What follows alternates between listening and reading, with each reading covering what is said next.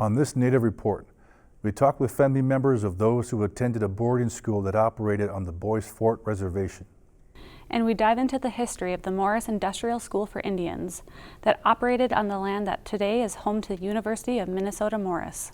Plus, we'll talk with the Minnesota Chippewa Tribe president about her thoughts on the blood quantum policy.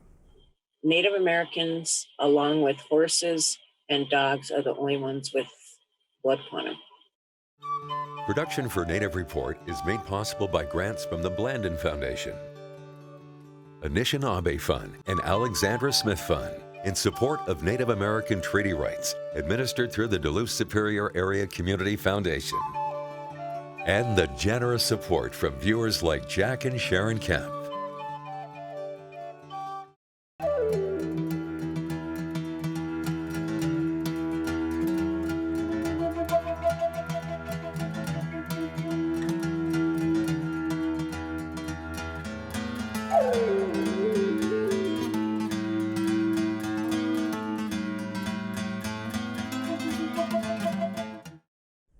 Welcome to Native Report, and thanks for tuning in. I'm Ernie Stevens. Thanks, Ernie. I'm Rita Karpinen. In this episode, we're exploring modern impact of past policies, such as boarding school experiences, lasting intergenerational traumas, and blood quantum policies. We'll start with a story of Minnesota's past. We hear from an award-winning Ojibwe author as well as Duluth's first female Native city attorney about their family connections to the Vermillion Lake Indian School.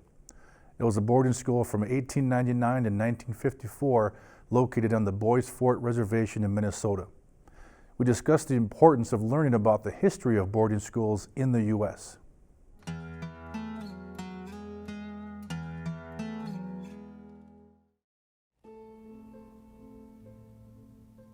Was there I guess what you would call an abuse of children and mistreatment of children? Yes, there was. So there's the stories of the children basically being kidnapped. There's the stories of them being forced to leave. They were removed from their families and weren't allowed to see their families. My grandmother is from north of Lake Vermillion, and she and my grandfather and their brothers and sisters all went to the Vermillion School, and I have researched the school and Indian boarding schools for quite some time now, probably at least 25 years. I think that Vermillion School might have been one of the kinder, gentler schools. It was smaller, so it wasn't one of the very large industrial schools. Because of its location in the middle of a Native community, there might have been a closer eye kept on Vermillion. This is probably around 1910, and several of my relatives are in this picture. I know that there were children who ran from Vermillion, as they did from all schools. My father was enrolled with the Fond du Lac Band of Lake Superior Chippewa, also a descendant of the White Earth Nation. He was raised by his grandparents. He never knew who his father was. And his grandfather was a survivor of the school up in Tower. He apparently ran away when he was 14 from it. So this is my great-grandfather. His name was Victor St. George. And on foot, he went from Tower, Minnesota to Superior, Wisconsin, alone, like through the woods. And I just can't even imagine what he was going through must have been pretty awful to do that. And then to never talk about it, because whatever it was that awful for him. It's startling sometimes how much people don't know, how much non-Native people don't know. Most Indian people know a lot of this stuff, and I think it's important that we continue to figure out ways to keep it alive. But I think sometimes the harder parts of our history as a country that people don't know, then they don't believe it. And so if we don't find ways to keep it alive so that we don't repeat it, right? So we don't do it again. It's hard, though, when people don't want to believe it. It's really, yeah, it's a lot to take in and a lot to swallow, and I think it is for, for many Native children too, young people. It's very hard to comprehend that this is real, this really happened. I know when people went to the boarding schools, one of the really important pieces there for assimilation was that the children speak English. Sometimes the way to make them stop was they would beat them for using their language. And so I know a lot of people stopped using it and wouldn't teach it to their children. And that's part of some of the stories that I learned from my auntie was like, he told us not to talk Indian. My auntie talked about how he raised her to, don't talk about it. Don't talk about being Indian. It's not safe. It's not good. It's people will be mean to you. From my own family's experience, a couple generations of people were from families that were broken up. They were separated, scattered, sent other places, didn't see their parents, and then when they had their own children, they did not have the advantage that Anishinaabe people had had for many, many generations of intergenerational strength, of parents, grandparents, aunts, uncles, extended family, blood or not, being part of their lives and part of their upbringing. And so with that great loss then, they were really kind of on their own, raising their own children and dealing with their own traumas.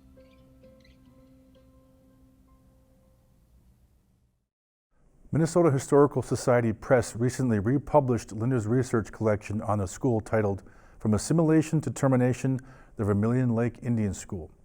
The Historical Society says, like many other boarding schools at the time, children were not allowed to speak Anishinaabe-Mowin, were given Euro-American clothing, and were rarely allowed to see their families even though the school was close to their home.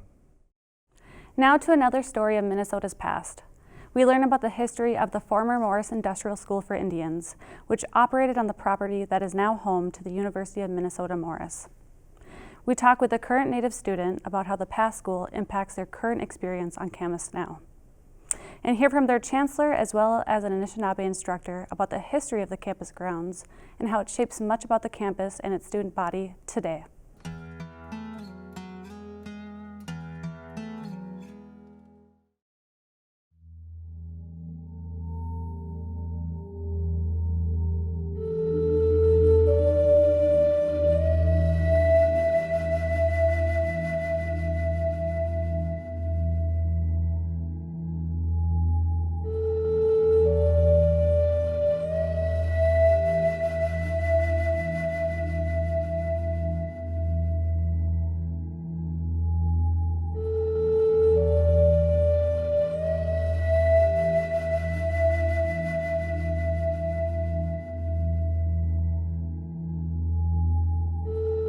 I was told a time or another to not speak my language by teachers there, the sisters that were there.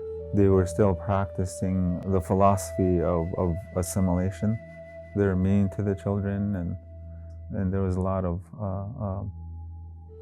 strapping going on, and having books thrown at us. Some of us rebelled against those types of things, and we usually paid the price with a strap or whatever.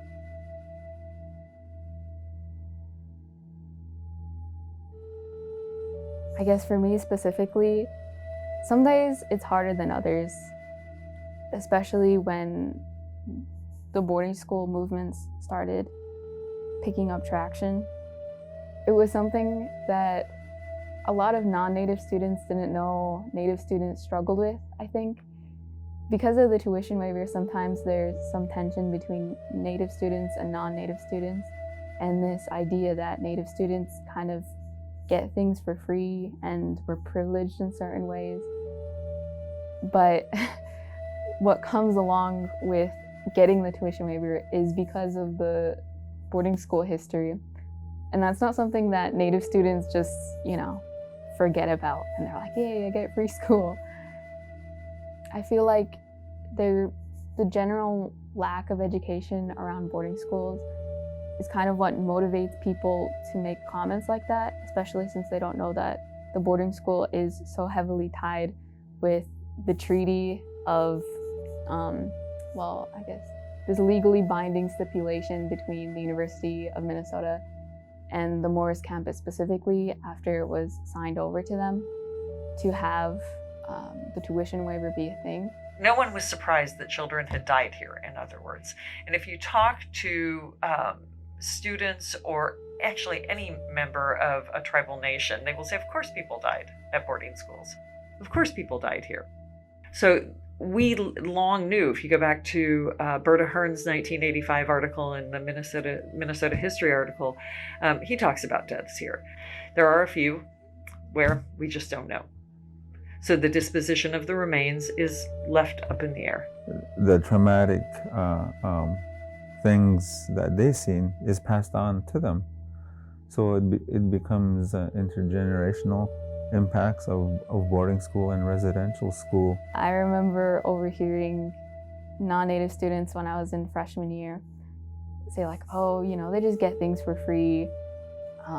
There was this kind of resentment, and it made me feel bad because I didn't know where it was coming from, and especially since it was my first year kind of not being where I was raised, it made me feel, I don't know, attacked. I was just sad about it. If the university or general education in America did a little bit better of a job educating younger students up into college about Native American history, then we would get less stereotypical answers towards Native students just trying to, you know, get their degree. Me and my friend Dylan, the past summer, because of the boarding school movement that was happening, we thought it would be a good time to push for the school to also search for any remains and, if possible, repatriate them to the appropriate nations. It was mainly made as a campaign, not only just to like make demands and kind of be like, you need to do this, why aren't you doing it, and whatnot, but also just so that the school has that there and as a reminder, and that the Native students who attend feel like they have a voice and that their concerns are being met with the school's boarding school history. I would like people to have that understanding that residential schools were used to assimilate Native people. I don't know, if it's not broadcasted, then how can you move forward with healing, and how can the survivors and their descendants get some kind of closure if no one ever talks about it, no one ever knows about it, and, you know, things just get covered up and they're like, okay, we can move on. Things happen here, you know, unexplained things happen here. And so we needed to take care of that spirituality, take care of sometimes in what we call lost souls. You know, we have ceremonies like that to send individuals home. We know that there were children from multiple tribal nations here, and we won't necessarily be able to identify how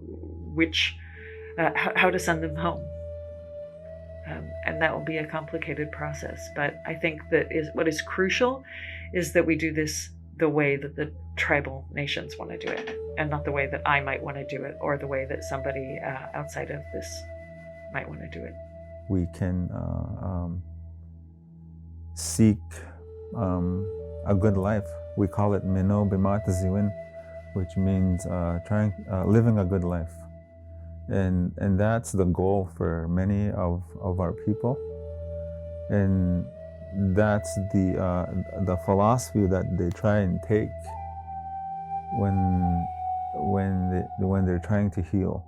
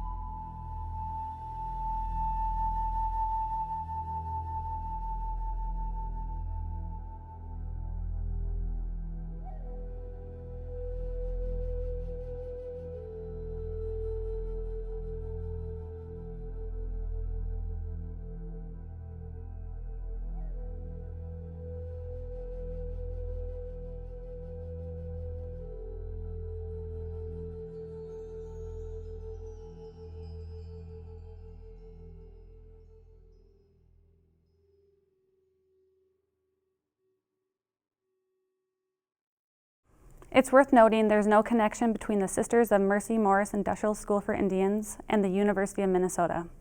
Other than that, the university's present-day campus in Morris is located on the same grounds as the boarding school was. The school was in operation from 1887 through 1909.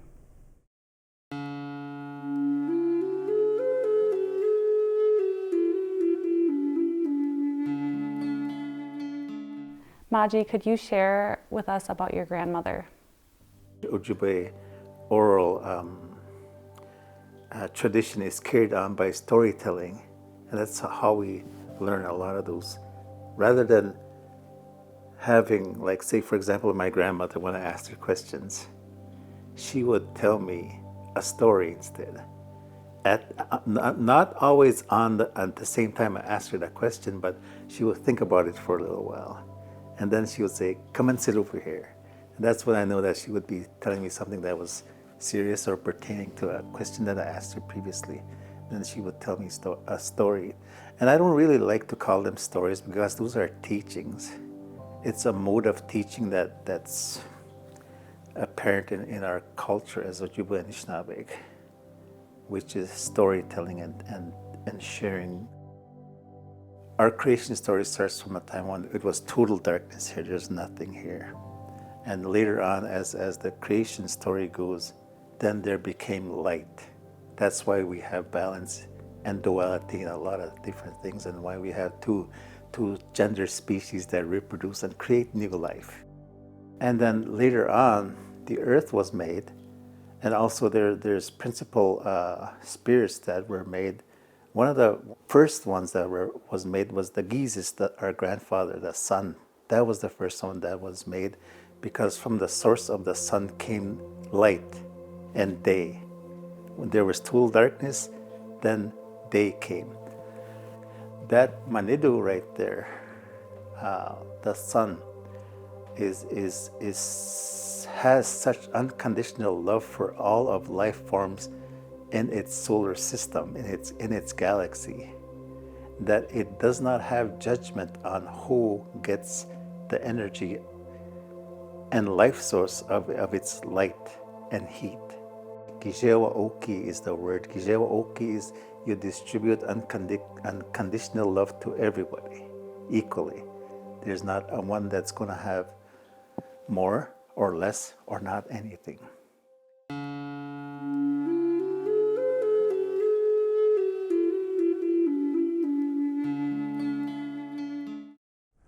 The Minnesota Chippewa Tribe, or MCT, is comprised of 6 Minnesota tribal nations and is a federally recognized tribal government. Currently, the Constitution requires a person's combined blood quantum from their parents to be at least 25% to be eligible for MCT enrollment, but not all within MCT agree with those standards. The discussion of blood quantum is nothing new to the MCT. However, in the past, there hasn't been a consensus on what should be done. We hear from MCT President on her thoughts on potential changes to the Constitution in relation to blood quantum.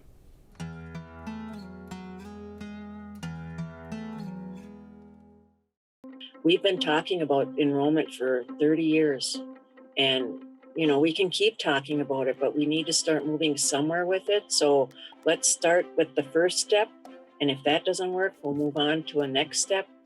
But what's really upsetting to me is the fact that Native Americans, along with horses and dogs, are the only ones with blood quantum. You can't determine someone's, if you're a full blood or whatever, by the way they used to do it in the past.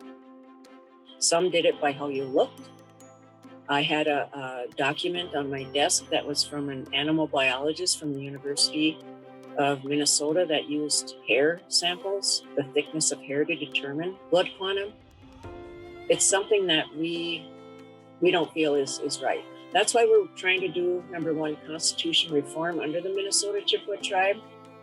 Bonjour, Anin. My name is Kathy Chavers. I'm the chairwoman of the Boys Fort Band. I am also the president of the Minnesota Chippewa Tribe. 6 Minnesota Chippewa bands, or Ojibwe bands, are under the umbrella or organizational structure of the Minnesota Chippewa Tribe. The Minnesota Chippewa Tribe was established in 1934. The 6 bands then are each sovereign nations, but we meet as a unit quarterly concerning the tribal enrollment figures, which we have over 40,000 Minnesota Chippewa tribe members total, and each band has their own enrollment figures. We develop ordinances, we meet with the state, we deal with different federal and local agencies. Changes to the Constitution are very difficult. The Constitution was developed not by Native Americans, but by the BIA and a non-Indian. With regards to Constitution reform or changing of the Constitution, that will take the membership to vote on what they want changed in the Constitution first, which it does require 30% of the eligible voters of the Minnesota Chippewa tribe to request a change to the Constitution. We are undergoing what we call Constitution reform. It's been something that's been on the radar for many years for the Minnesota Chippewa tribal members because we want a document that reflects what we want, not what others have made us abide by. What it takes is you need to inform your membership, and our membership is all over. We've got White Earth members of 20,000 plus. We've got Boys Fort members all over the country and overseas too. So how do you inform those members of the Constitution and the changes that, possibly all the membership want made? Some tribes don't want enrollment. Some tribes want lineal descent. A lot of the tribes in Minnesota have already addressed some of the enrollment issues, because if we as a Minnesota Chippewa tribe continue on our road the way we are with the enrollment the way it is now, which is 1/4 blood, that we will not be in existence for years to come because there aren't many full bloods left. We have 10 people, at least 10 people from each of the 6 tribes that have stepped up to become part of a Constitution Reform Committee. Basically, what the Constitution Reform Committee is they've gone and started with the preamble, and then they moved on to enrollment, and Article 2 is regarding membership. So that's where you talk about the 1941 base rolls and people born between April 14th, 1941 and July 3rd, 1961. Their parents have to be enrolled. So, and the quarter blood quantum. So we kind of jumped the gun, I think, and made a hop to enrollment because that is one of the hottest topics.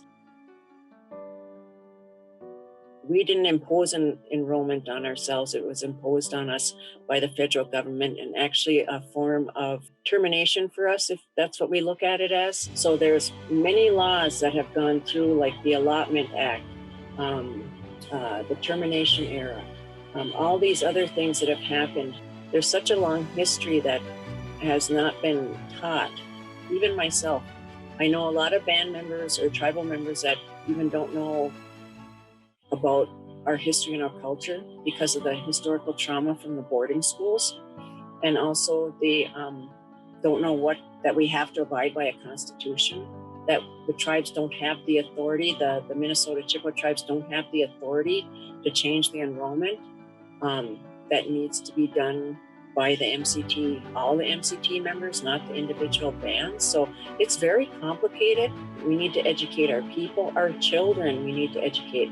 We did ask about having a referendum on the enrollment issue. We want to know, do the tribal MCT members feel that the tribe should determine their own enrollment? Each tribe should determine their own enrollment. The discussion surrounding proposed and potential amendments to the MC Constitution continues. A referendum is asking current members whether they want to vote to allow the 6 sovereign bands to determine tribal membership of their own band for themselves, possibly through band enrollment ordinances. If you missed a show or want to catch up online, find us at nativereport.org and follow us on Facebook, YouTube, and Instagram for behind-the-scenes updates. And drop a comment on social media if you enjoyed the show.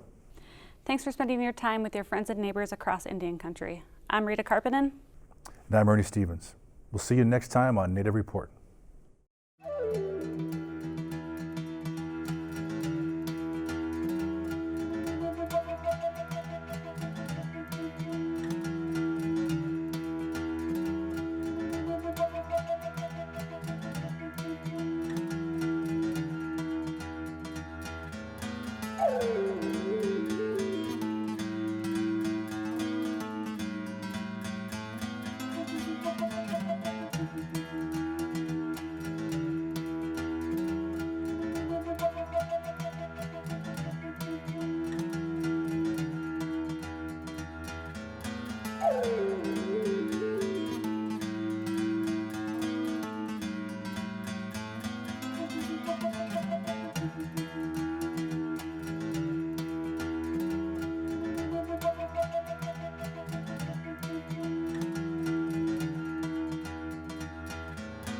Bye.